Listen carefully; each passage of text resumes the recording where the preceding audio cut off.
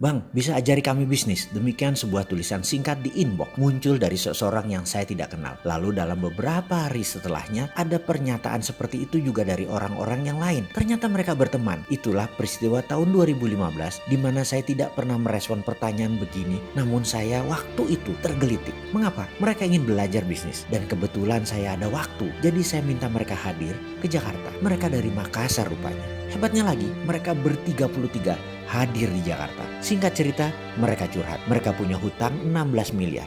Aset mereka hanya 18 miliar. Omset total bisnis mereka per tahun 7 miliar. Gak cukup bayar cicilan pinjaman mereka. Ternyata mereka bukan meminjam dari bank atau menyicil ke lembaga keuangan. Inilah yang bikin pusing. Mereka ini korban dari seorang pengajar yang mengajarkan bahwa berhutang itu dalam bisnis oke. Namun cara mengajarnya brutal. Akhirnya anak-anak ini meminjam mertua, pinjam paman, pinjam calon mertua, pinjam uang pacar, dan banyak lagi orang yang jadi korban tanda petik mereka. Sejarah mereka adalah tukang jual pulsa di awalnya di pinggir jalanan di kota Makassar. Namun berbisnis 5 tahun membuat mereka di posisi saat ini. Berhutang, aset pas-pasan, omset tak cukup bayar cicilan. Ribut dengan pemilik aset yang asetnya mereka pinjami. Itu aset 18 miliar bukan aset mereka kecuali 16 miliar terbayar lunas. Baru yang 18 miliar adalah milik mereka. Bidang usahanya 3 macam. Ada apotik, ada pisang goreng, ada kafe. Saya tepok jidat, asli tepok jidat. Namun saya kagum keberanian mereka. Oke lah, itu mental pengusaha. Memang begitu. Namun mengelola keuangan hutang itu lain strateginya. Bukan sekedar seperti beli 10 jual 12 untung 2. Bukan sesederhana itulah. Sebulan kemudian saya ke Makassar. Saya sarankan untuk membuat PT. Seluruh aset masuk ke PT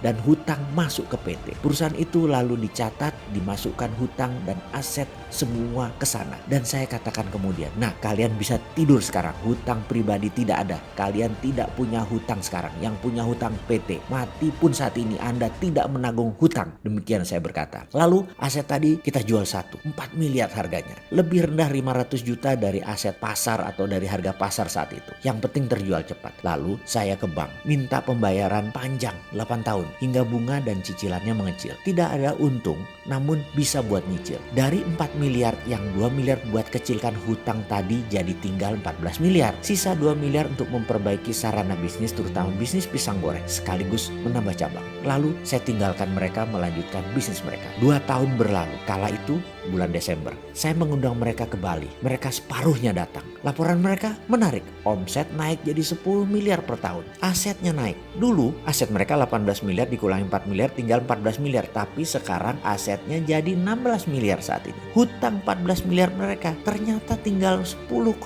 miliar. Mengecil. Sudah bisa ada uang bulanan buat mereka setelah selama ini 4 tahun mereka prihatin. Lalu mereka kena tagihan pajak 900 juta. Pusing mereka. Karena itu yang paling senior tidak datang ke Bali. Bingung urusan pajak. Lalu saya katakan, datangkan dia ke Bali sekarang atau kalian akan rugi pajak. Namun kalau dia datang, saya ajari bagaimana solusinya. Dan hadirlah si M dan si A ke Bali. Lalu saya katakan, telepon notaris kamu. Katakan dia punya nggak perusahaan lama yang merugi, yang berhutang. Mereka pun menelpon notaris mereka yang kemudian mendapat jawaban ada beberapa perusahaan merugi punya orang yang notarisnya kenal. Saya kemudian berkata, beli satu yang paling dekat dengan bayaran pajak kamu. Ternyata harganya murah, hanya 8 juta. Dibelilah perusahaan tersebut. Hutangnya tidak kita beli ya, yang kemudian pembukuannya dibuat. Di mana 1,5 miliar usaha tadi buat usaha yang merugi atau buat membiayai perusahaan yang merugi tadi. Sehingga angka keuntungan yang harus dibayar pajak 900 juta bisa tinggal 50 juta.